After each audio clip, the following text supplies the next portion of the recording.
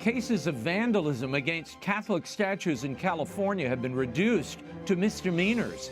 Are vandalism and violence against Catholic targets in California getting a pass? Archbishop Salvatore Cordileone of San Francisco joins us with analysis. And with the Synod on Synodality looming, some have noticed more and more confusing ambiguity coming from the Vatican. Where is the clarity of thought and teaching that the faithful are yearning for? Franciscan University of Steubenville theologian Dr. Regis Martin is here to weigh in. The World Over begins right now.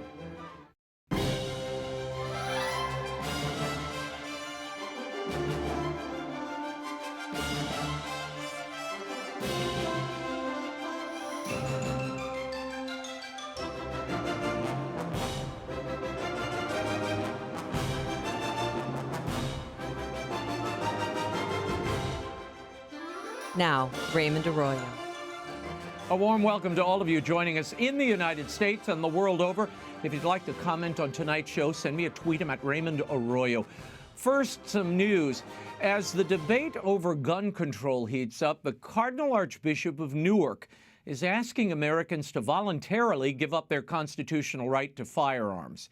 In a May 26th letter titled "Pray for an End to All Instances of Violence," Cardinal Joseph Tobin says the following: "Let's voluntarily set aside our rights in order to witness the truth that only peace and never violence is the way to build a free society that is lived concretely in our homes, our neighborhoods, our communities, our nation, and our world."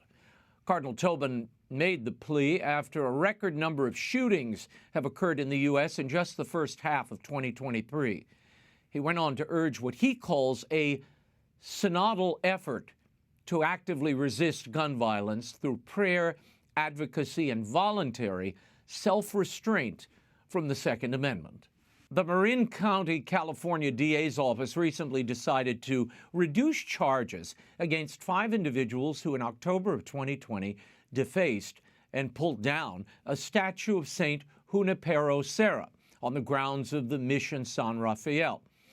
The charges were reduced from felonies to misdemeanors. In the last several years, there have been hundreds of cases of vandalism and desecrations of Catholic Church property. Would similar acts be considered hate crimes if committed against Jewish or Islamic institutions? Here now, with his thoughts on this matter and more, is canon lawyer and Archbishop of San Francisco, His Excellency Salvatore Cordileone.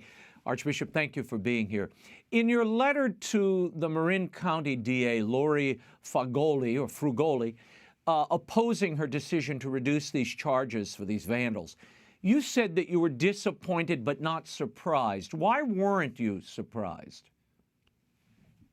I've received this kind of treatment from government officials before, over and over. It became very clear during the COVID pandemic the way the government was treating us. You recall how they were clamping down on houses of worship, conducting worship services, and all the efforts I had to make to force them to free up worship when they were letting other people go back into operation.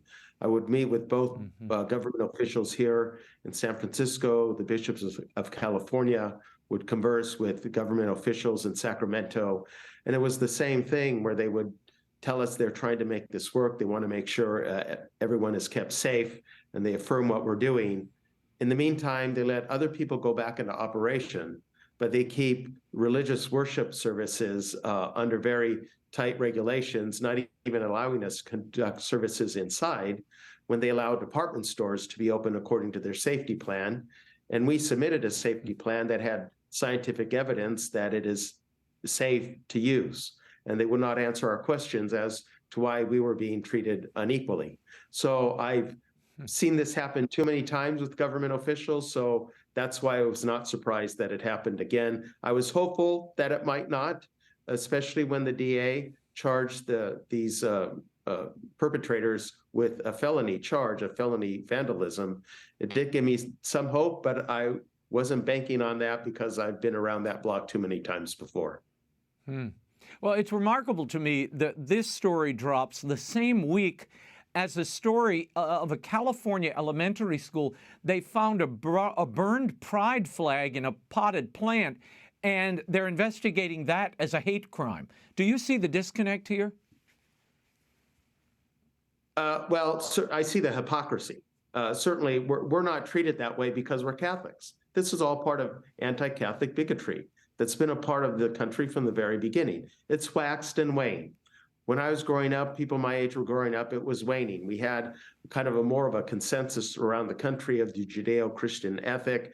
The country was started with the Protestant vision, a biblically based Protestant vision, but found ways to accommodate later immigrants, Catholic immigrants and Jewish immigrants from Europe principally, and then other immigrants from other parts of the world.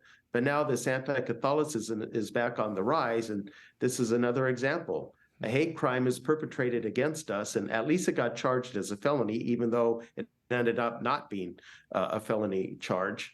But I knew there was no way it would be charged as a hate crime simply because we're Catholic.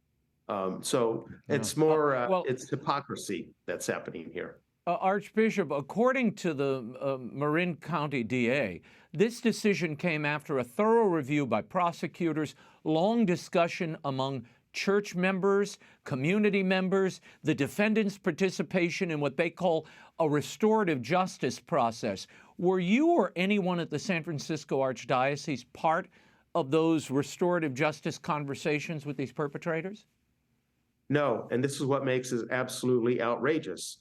When the perpetrators, people were telling me that I should go for restorative justice. I was waiting for them to suggest it. When they did, I was the one who suggested we do it before the trial. Normally it's done after a trial. There's a conviction, so you know there's a criminal, and then restorative justice tries to bring about reconciliation between the criminal and the criminal's victims. I'm the one who said, well, let's take this extraordinary step and do it before a trial. Maybe we could avoid a trial. I didn't want there to be a trial. Reconciliation and restoration is better than a trial and a conviction.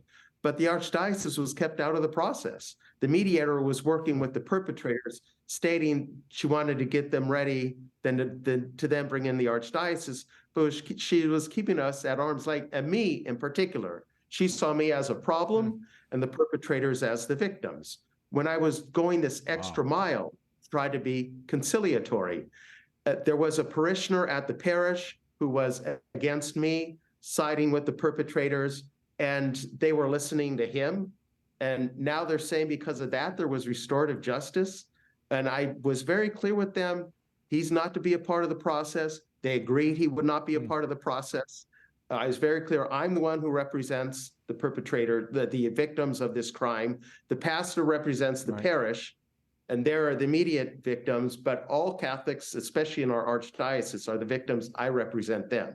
We were kept out of the process, and now she says they participated in restorative justice when the victims, representatives of the victims, were not even involved. Well, and in your letter, to the district, it's clearly because we're Catholic. This would not happen with any other vulnerable minority group. You're right. And look, in your letter, you point out that the officers of the San Rafael Police Department, they watched this felony being committed, and they did not step in to do anything about it because of orders from a higher authority. And there's been no investigation into who gave that order. Why do you think that's the case? I'm presuming it was orders from higher authority because there was an agreement between the parish and the San Rafael Police Department. They knew this statue was vulnerable, that if protesters trespassed onto the property, the police would intervene to stop them. And not only that, they were protecting the statue. They wrapped it in some soft like cloth, and then wrapped that around a very strong plastic packaging material called Volqueen. It's very thick and heavy. They came with the tools they needed. They knew they had to cut this up and remove it and remove the padding in order to deface the statue before tearing it down. So they were all prepared and they knew what they were doing. And there was this agreement, and the police did not stop to intervene. So there was premeditation here. Stop them. And so there was premeditation on the part of these they're doing this against Junipero Serra, who defended the people. So you'll see in the video clip, at one point, there's a protester holding one of these signs that says, "Land back now." Well, actually, that was the plan of the Franciscans. They came to educate and evangelize the Indians, teach them trades, teach them the arts, teach them the Catholic faith, teach them how to cultivate crops using the land, teach them how to domesticate animals and animal husbandry, and then hand the territory back to them for their own self-governance. But that all fell apart when Mexico obtained its independence from Spain, secularized the missions in 1834, expelled the Franciscans, seized the territory for itself, closed the schools, and then dispossessed the Indians of everything they had been given. And then a few years later, when California went into the American period, there was an explicit genocide on the Indians. Militias went out to exterminate them. So, but the Franciscans, their plan was to give the territory back. They weren't able to because Mexico stole the land from the church. So hold your give the land back signs to the Mexican government and the California government, not the Catholic Church.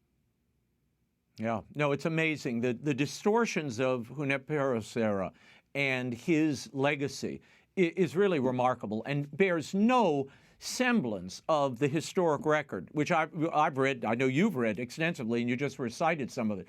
The perpetrators who committed this crime, Archbishop, have been asked to pay monetary restitution to the church to repair or replace the statue.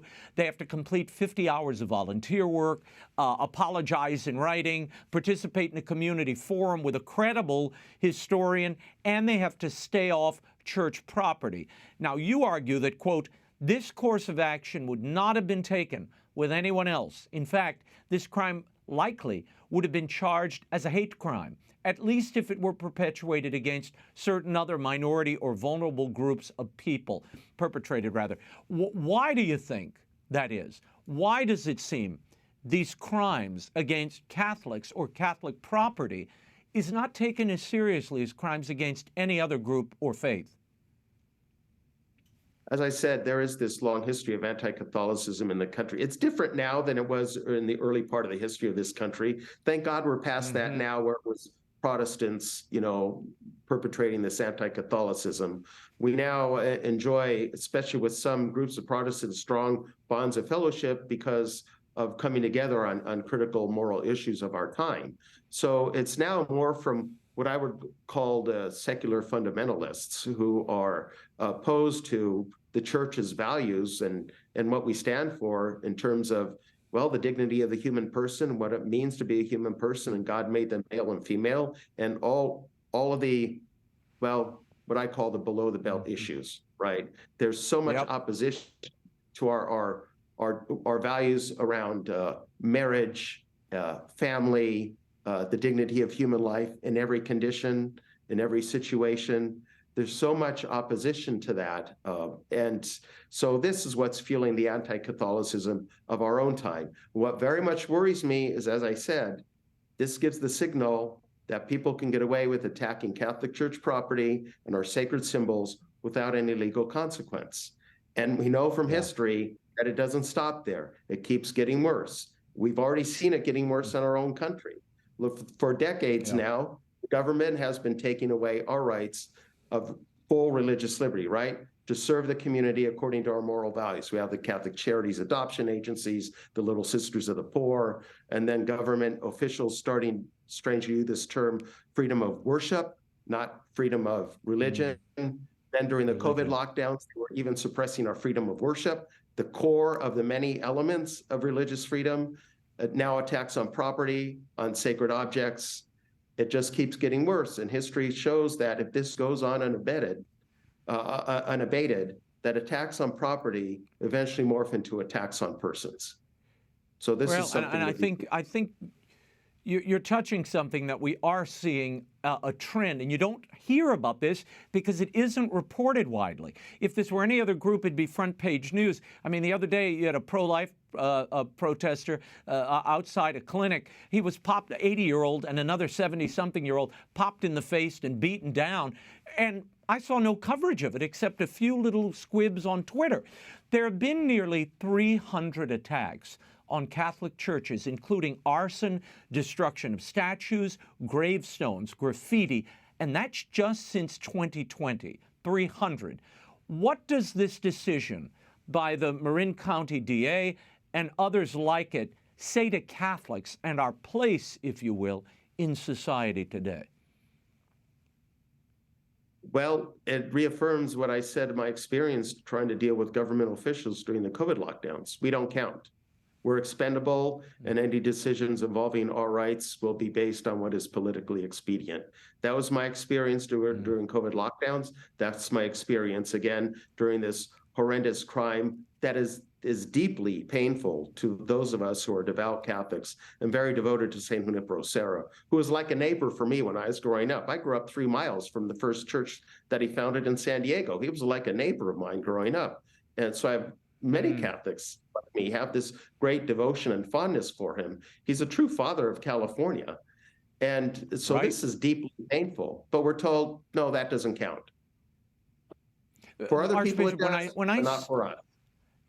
Yeah, when I see this, I think it's another symptom of Americans' self-hatred and turning on their own history and who they are, their very persons. When you try to expel somebody like Junipero Serra, who not only founded California but brought humanity and faith to the region, civility and civilization, really. When you try to stamp him out, what are you replacing him with? That's the question. I have to move on to another story. The Dodgers, as I don't have to tell you, have decided to reinvite this anti-Catholic group of drag queens, the Sisters of Perpetual Indulgence, to their what they call Pride Night later this month after mounting pressure from the LGBTQ community. Your Excellency, this group openly mocks the Church, obviously lampoons nuns and the person of Jesus himself, turning him into a sexual object. I'm not going to show the video, but I know you're a big baseball fan. What was your reaction to the Dodgers' decision when you heard it? Oh, I felt disgusted. But it's another example of how it keeps getting worse. They've been doing this for many, many years without any consequence. That's not enough. Now it's being celebrated in the popular culture, right? So it just keeps getting worse. And again, would this happen with any other religious or minority group, that the country would celebrate a group that disparages them and violates what they hold sacred? But somehow with Catholics, it's allowed. And this has nothing to do with the dignity of LGBTQ people, right? I know many of them have been harmed because of their sexual orientations and their perceived gender identities. I know they've been harmed, but this is not about affirming their dignity. This is just absolute indecency.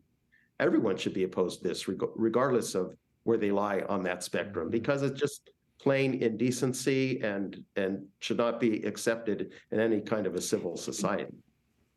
Archbishop, do you think the Dodgers and other groups feel empowered or free to kind of engage in this kind of political activism because Catholics have sort of opted out of the public square or simply don't believe any longer? Is that what we're seeing, kind of a diminishment of practice and belief, so nobody steps up to defend the Church or its symbols or its statues or even what it stands for?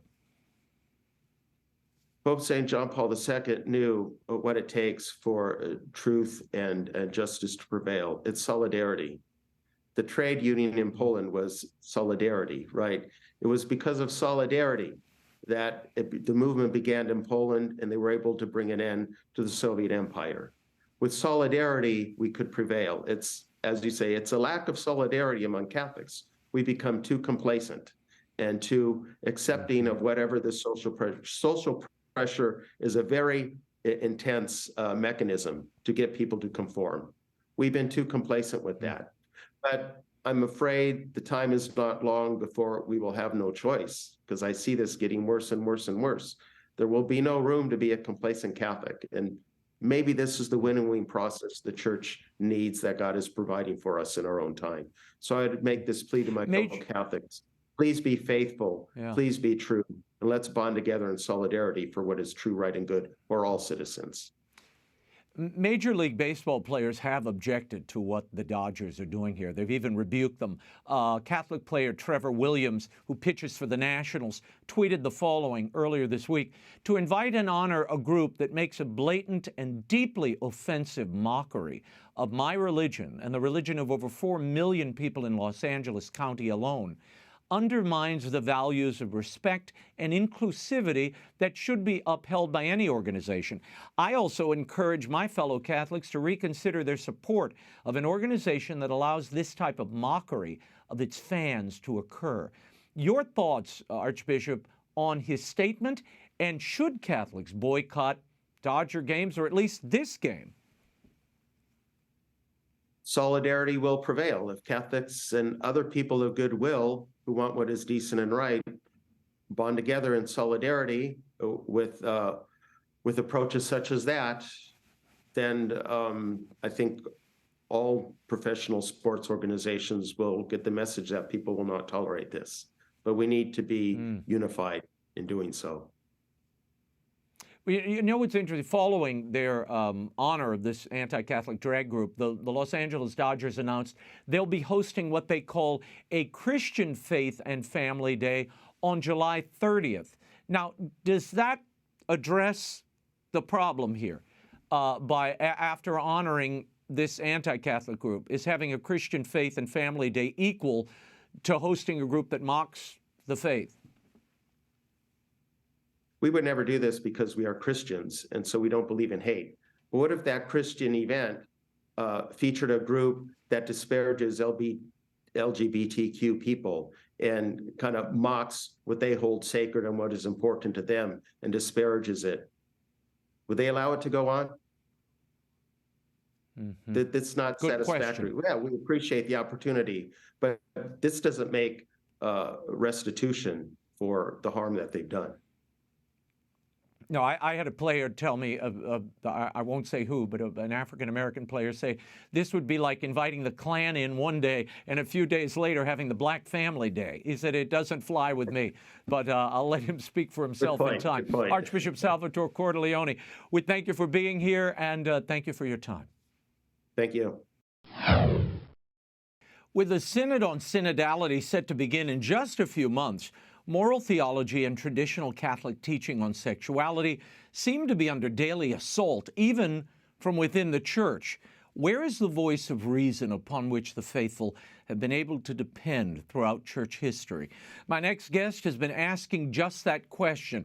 He's the professor of theology at Franciscan University of Steubenville and author of a recent column in Crisis Magazine entitled "Put an End to the Madness." Would you welcome Dr. Regis Martin to the program? Professor Martin, thank you for being here. I want to begin with your recent op-ed in Crisis, where you write jokingly about placing a call to Pope Francis during his Wednesday audience, and you ask him to stop all the madness. In your telling, Francis does take the call. What point were you making by beginning your op-ed that way? What were you attempting to do there? Well, you know, somebody said that if you don't try to slay your audience, your reader with your first sentence, you might lose them. So I thought maybe I would begin with a spoof, a send-up, and it was really a caper. But a lot of people misunderstood and thought that I had, in fact, contacted the Holy Father. And if they knew anything about my computer skills, I don't even own a smartphone. I can barely dial my own number. But I thought that would be a good point of entry to sort of electrify the attention of my reader.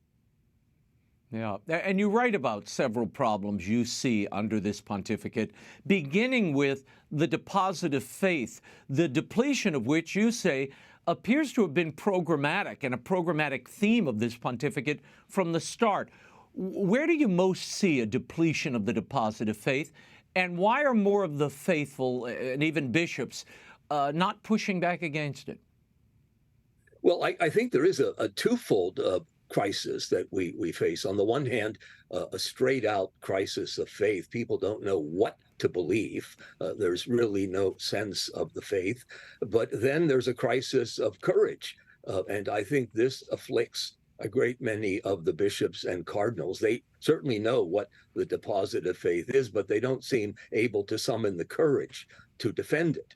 And that I find pretty shocking and really rather unprecedented. I mean, we have to go back maybe to the 4th century, the crisis of Arianism, to find the same sort of systemic silence in the face of a full-throated assault upon the basic teachings of the Church. Yeah. What were the two, if I could get you to focus on the two most egregious departures from traditional teaching and that deposit of faith that really alerted you or alarmed you early on? Were there one or two that you just said, wait a minute, we shouldn't go down this path? No, a couple of flashpoints. I think initially back in 2016, when he struck the deal with Islam and he conceded that there's a lot of pluralism in the world, and that as regards religion, this was somehow God's will. This was his creative intention, part of divine providence, to permit a diversity of religious opinion, which strikes me as a direct frontal assault upon the centrality of Christ. This downsizes the presence of Christ. He's been relativized. He doesn't seem to be as indispensable as he once was. If we have other equally legitimate voices. And the other flashpoint, of course, was in the moral order. That interview that the Pope submitted to, that Disney later picked up and turned into a documentary. A bunch of kids are firing questions at the Vicar of Christ, and of course, they're all about sex. And the Pope pretty much gives the game away by saying that the Church's catechesis on sex is still in diapers, which seemed to me really insulting. I mean, the shade of Aquinas must be shaking to think that his moral theology was so infantile that we had to wait another 1,000 years for the kids in California to improve upon it. I found that very offensive. Yeah, no, I think, Dr. Martin, you and I may be the only two people who actually sat through that spectacle. I mean, I forced myself to watch it one night, but I did so alone, so I didn't afflict the rest of the family. But it's kind of shocking. I mean, you got a woman who does porn, on the side. You got a transgender kid who's kind of hassling the Pope about, why don't you affirm me? It was a very strange and rather bizarre outing, and I don't know why anyone near the Pope would have allowed such a thing, But anyway, the German synodal way has been slow rolling for years, offering things like bishops approving the blessings of same-sex couples, lay preaching during Mass, the possibility of women being ordained, and a request that priestly celibacy be re-examined by the Vatican. Now, you point out that this Pope has done virtually nothing to stop it. Why do you think not? I mean, he did issue, or offices in the Vatican, rather, did issue rather targeted corrections along the way. Well, I mean, there are one of two possible explanations. Either there's a want of courage, so we need to put some moral starch into his papal shirt, or he simply doesn't believe anymore, and that I think is really frightening. Look, a basic right, which I think every Catholic has, and the violation of that right has been fairly routine in recent years, is the right to remain secure in the possession of one's faith. You ought to know, on the strength of what I believe, that I can summon the courage to confront my persecutors. And they come in all sizes and shapes. I mean, there was a time when the Roman Empire sought to exterminate Christianity. And then in the last century, the Third Reich was bent upon the liquidation of faith. Or maybe it's the local CCD coordinator who flatters herself with the latest fashion in liberal theology. But whatever the source, Catholics, I think, are entitled, as a matter of simple justice, to remain secure, to have a serene sense of what it is I believe, what is permissible Roman Catholic doctrine, and what is beyond the pale.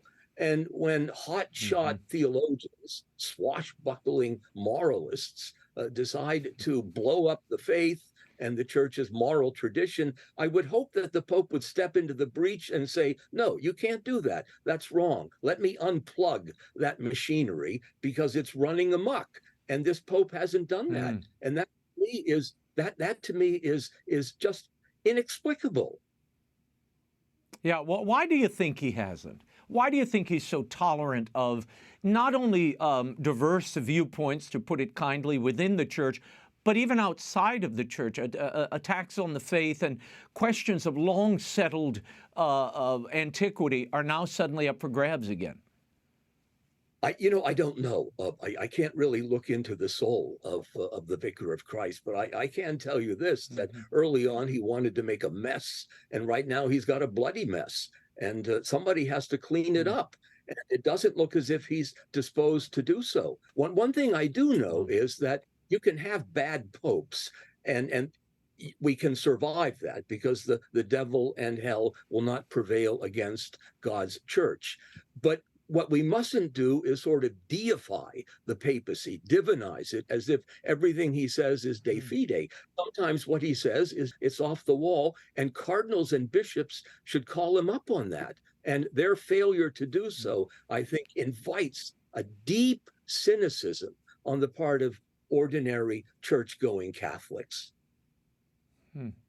In an interview last week, Bishop Georg Batzing, who is the president of the German Bishops' Conference, said he believes, quote, the vast majority of Catholics in Germany support the decisions of the synodal way, and he sees no danger of a schism as a result of the direction being taken by the church in Germany. He did acknowledge that concerns about the synodal way have grown, but said, quote, that is precisely why we need more synodality, in the sense of a common search for what the Spirit of God is telling us today and where it is leading. Polarizations are a great danger, not only in society, but also within the church, he said, especially when the relevant protagonists and groups no longer talk to each other. Dr. Martin, you've been a theologian for decades. What is synodality, and how did this become a destination unto itself, spiritually speaking? I think it's been a dead letter. I would never have endorsed it or encouraged the spread of it. I think it's an invitation to catastrophe, to a kind of collapse of the church's sense of herself, stripping of everything distinctively Catholic. And we have to put a stop to it. It doesn't go anywhere except straight to hell. And I think no one wants to go there. In an interview last month with German media, Bishop Johann Boni, the Bishop of Antwerp, Belgium, said that the Flemish bishop's decision to bless same-sex unions was, quote, not going against the Pope. Bishop Boni said that he inferred this from two conversations he had with Pope Francis himself.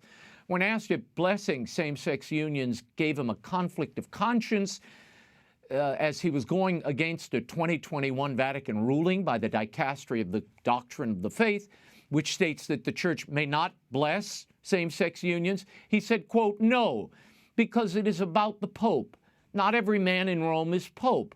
From my conversations, I know what my relationship with Pope Francis looks like. We speak cum Petro et sub Petro, with and under Peter, but not the whole Vatican is cum Petro et sub Petro. The Vatican has different positions and developments, and there are theological faculties in Rome that also belong to the Vatican and the Catholic Church. Rome is not just a document or a cardinal. No, Rome is also unity in diversity. Now, Dr. Martin, the Register's Ed Penton asked the Vatican spokesman, Matteo Bruni, if the Vatican would be responding to Bishop Boni's claims. So far, we have heard nothing. Now, your thoughts on this, and do you see this kind of blatant disregard for church teaching and Vatican authority continuing as this synod process progresses? It does seem to me that if something is regarded as sacred, inviolable, then you would expect people to rally round and defend it, to shore up the best possible arguments in defense of what is, after all, an abiding, fundamental, indispensable deposit of belief. And the silence on that invites, I think, a kind of cynical regard for these people who have been charged with the maintenance of the faith. If they won't come forward and defend the faith, then maybe they don't think it's defensible. And they should be honest and acknowledge it publicly and then become Protestants. Look, we could lose all of Germany and much of Northern Europe. The popes before have taken that risk when they told Henry, you can't divorce your wife and remarry. That's adultery. And we're prepared to allow the whole of Europe to be fractured because the defense of marriage is worth it. I think we may have to summon that kind of courage in the 21st century and tell the Germans, look, you've gone too far. We're pulling the plug on this. You're welcome to become Protestants, but you can't maintain a Catholic identity anymore. It's dishonest. Oh. During his Wednesday audience on May 24th, Pope Francis marked the World Day of Prayer for the Church in China. This was a day instituted by Pope Benedict in 2007 to be held annually on the Feast of Mary, Help of Christians. Pope Francis had this to say to the people of China and the world. And he's saying here, I wish to assure my thoughts and closeness to our brothers and sisters in China and share in their joys and hopes. I offer a special thought to all those who suffer, pastors and the faithful, so that in the communion and solidarity of the universal church, they may experience consolation and encouragement. Dr. Martin, your thoughts? I mean, the suffering of Catholics in China has been, that they've seen, really is at the hands of the Chinese Communist Party. This pontificate has entered into that China-Vatican deal with this regime and renewed it twice. They've been loath to criticize the Chinese government. And while it's wonderful to hear the Holy Father invoke the Chinese church, which he's done for the last 3 weeks, is this enough? No, it's obviously not enough. I mean, no, it isn't.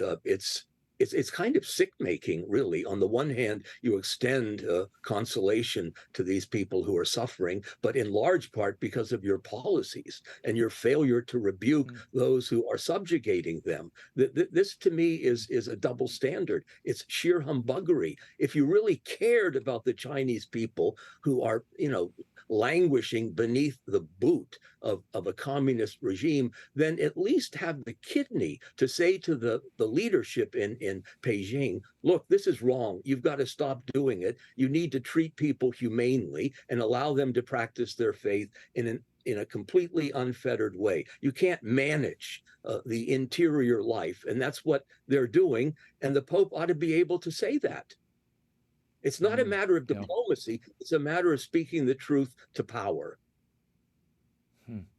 This week on Pentecost Monday, over 20,000 Catholic pilgrims filled the Cathedral of Notre Dame de Chartres in France after walking 3 days from Paris to pray that full freedom to celebrate the traditional Latin Mass could be possible. More than half of the people making the pilgrimage are young Catholics, under 20 years old. Pope Francis began the restrictions on the traditional Latin Mass with that motu proprio, Guardians of Tradition, back in 2021.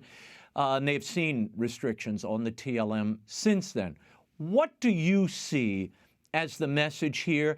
And how do you think Rome is accepting this? I mean, this is a youthful, organic demonstration of love for the liturgy, which one rarely sees ever. There's a great line from the poet W.H. Auden, who says, legislation is helpless against the wild prayer of longing.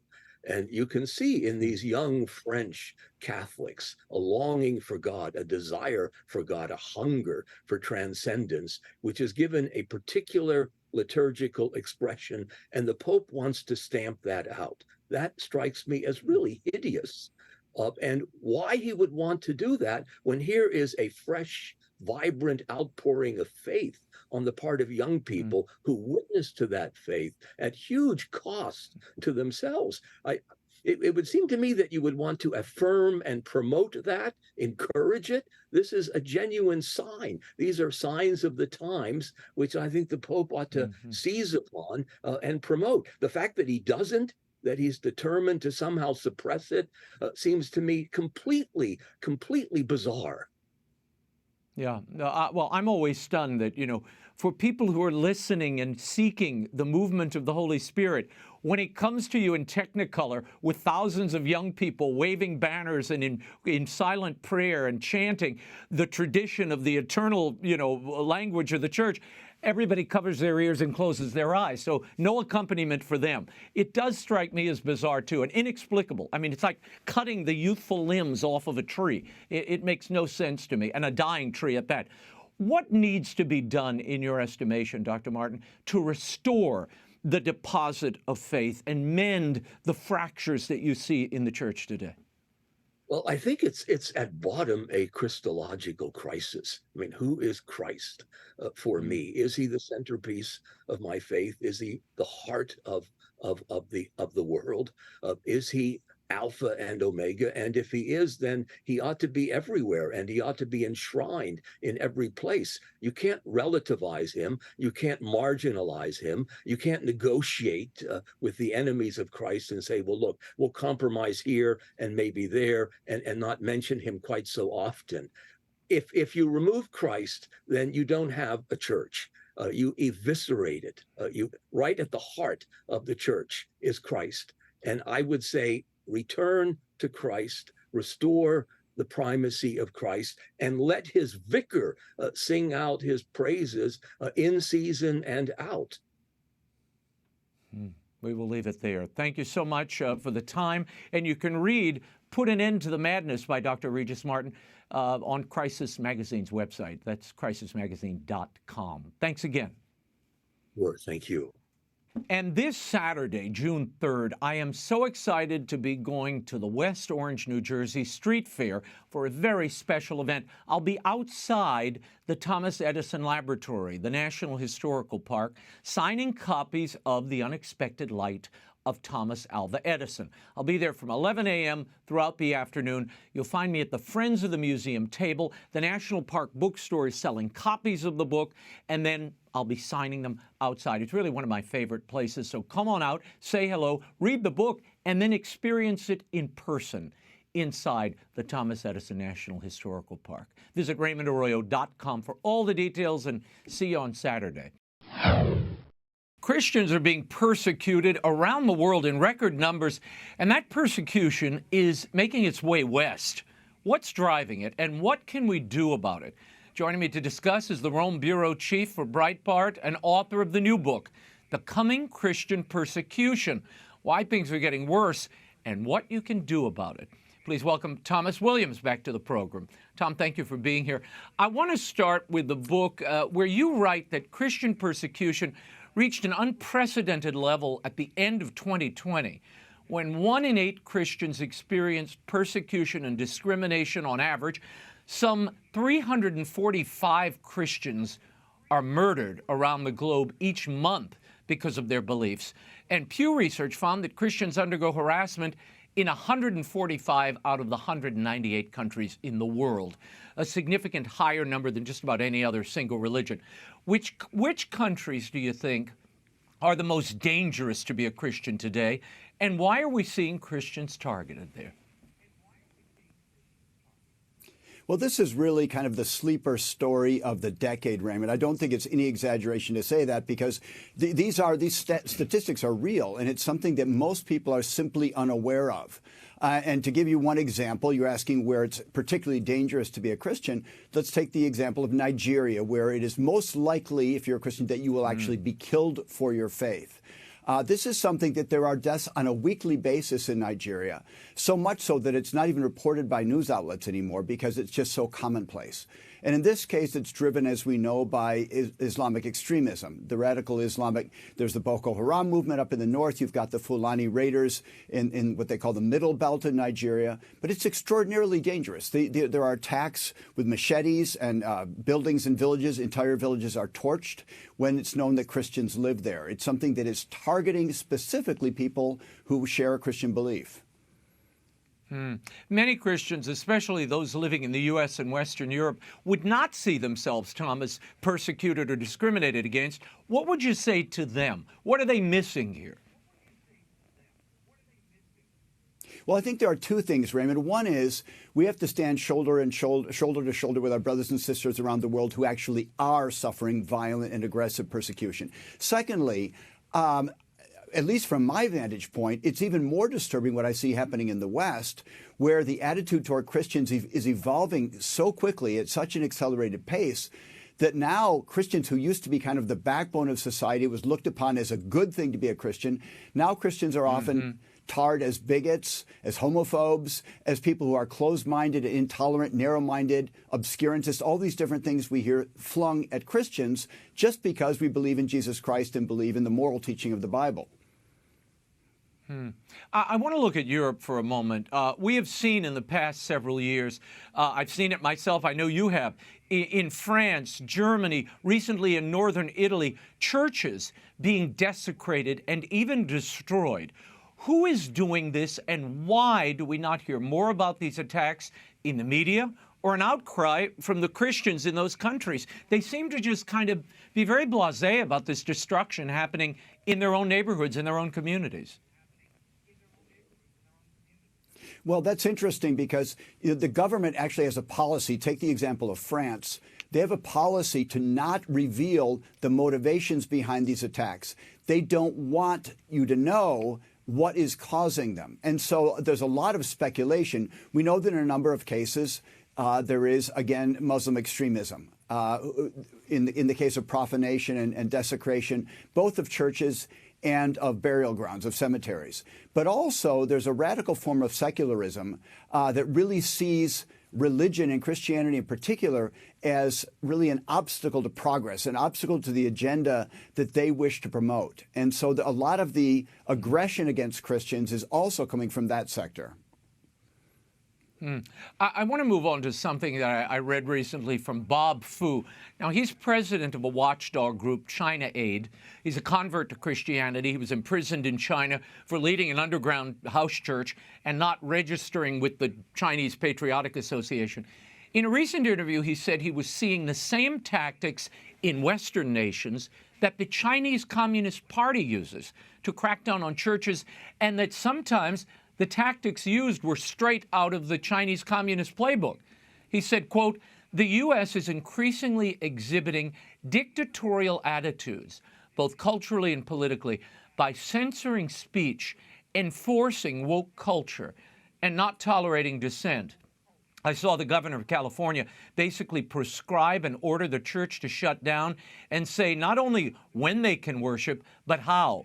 The ways that he threatened to punish those churches and pastors sometimes were word for word exactly the same as the CCP is using against the Chinese churches, end quote. Your reaction to that connection, Tom? Well, I find it incredibly disturbing, but I think Bob Fu is exactly right. I read his stuff, too, and I also follow very closely what's happening with the churches in China. It's been called an Orwellian surveillance state because they have cameras put up in churches. They now have an app, a government app, that you need to register with, and you need to get permission every single time you want to go to church. There's no blanket permissions. It has to be every time. So they know what church you're attending, how often you go, and they also know the content of what is being preached, and they make sure that it has to cohere with the Maoist ideology behind the Communist Party there. We're seeing the same thing in the United States in the sense that there have been all these revelations in recent weeks about the FBI, first targeting pro-life protesters. Secondly, that document about Latin mass goers as somehow being likely to be white supremacists and tied to Christian nationalism. And so, giving them a right to also plant listeners, plant people, agents dressed undercover in churches to listen to what is being preached. Exactly the same thing we see in China. Yeah. Tom, you're the Rome correspondent for Breitbart. You've covered the Vatican for several years. I want to talk for a moment about that Vatican-China deal, which we've reported on extensively.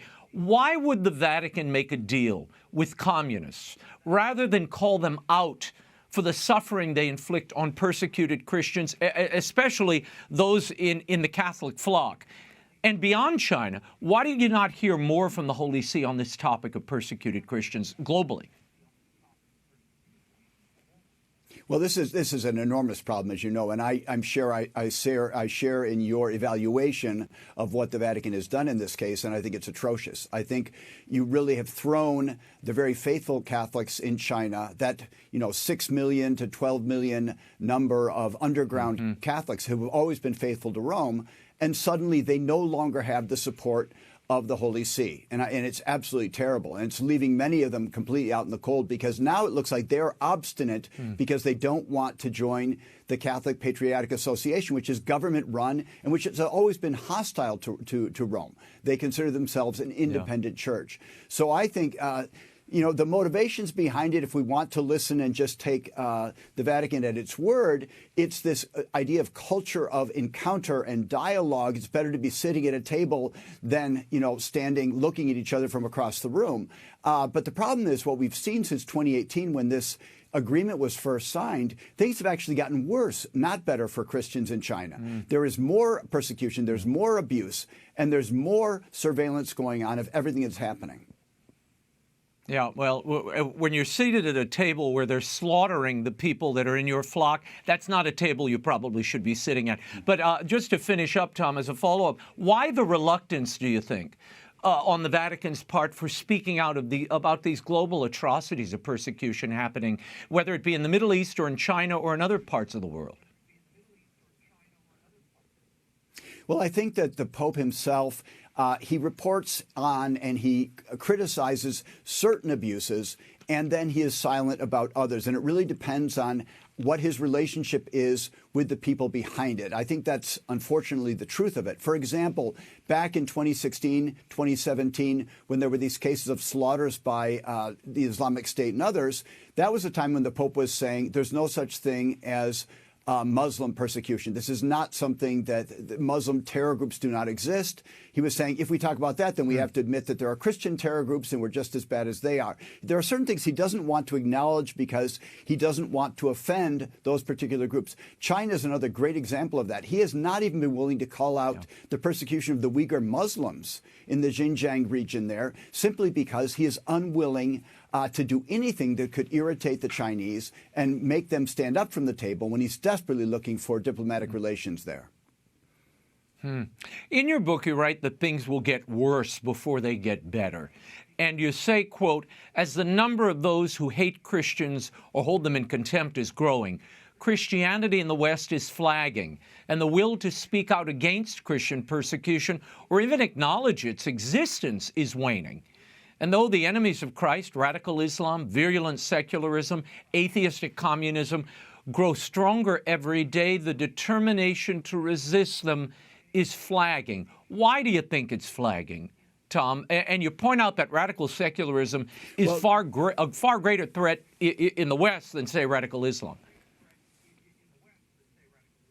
Absolutely. That's exactly the way it is. That's the central thesis of this book, is that we're seeing right now a perfect storm of Christian persecution, because the drivers of persecution, whether it's Hindu nationalism in India, whether it's radical Islam, whether it's this growing, very, very hostile form of secularism in the West, these are all getting stronger by the day. And the will to resist, and especially the appreciation for religious freedom as the first freedom, as the most important of human rights, is something that is dwindling and dying. Because we see, for example, in the West, we see the LGBT lobby, we see the abortion lobby, we see groups that do not want Christians to be able to speak about biblical morality because they find it offensive to the agenda that they are trying to push. And so I think that you're seeing, and Christians themselves are finding themselves, weakened, and they don't want to speak out, and they don't want this ostracization that they're facing, and so they prefer to accommodate.